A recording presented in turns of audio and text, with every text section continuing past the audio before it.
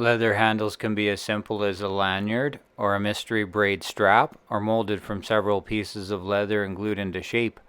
The more details you want to add requires extra clamping, creasing, and shaping tools. So this video shows how you can assemble a raised and lined leather case handle quickly and accurately with a few hand tools. I am using a shop-made round glue-up jig made from 1/4 inch laser cut MDF to keep the pieces lined up so I can apply even pressure while the handle is being glued together, but different oval or rectangular shapes can be used too. I used the same acrylic template to cut out a top and bottom and stitch mark the top piece only because the curved raised and lined shape will have to be saddle stitched with an awl.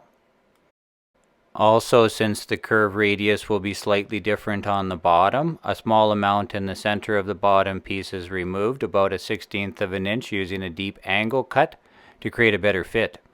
Another layer the length of the grip is added to the bottom to cover this cut seam, and a small 1/8 inch strip is added to the middle layer to create a raised effect with a sunken seam. When you are doing a complicated glue up like this, it is a good idea to have all the pieces lined up, then apply an even layer of glue and work quickly before the glue dries or sets. Small electrical clamps work great to seal the edges, being careful not to leave marks.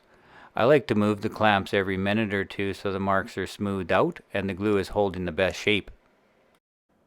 Saddle stitch each side and tie off the thread, leaving a half circle to attach the handle to the lid of the case. When you are stitching, follow the top stitch marks, but make sure your awl is not going to break through the seam. I try to keep the same tension for each stitch and pull the thread tight with my fingers to lay down the stitch, but not to the point where the thread will cut through the leather stitching holes. Finish sanding, burnishing, and painting the edges and allow it to dry.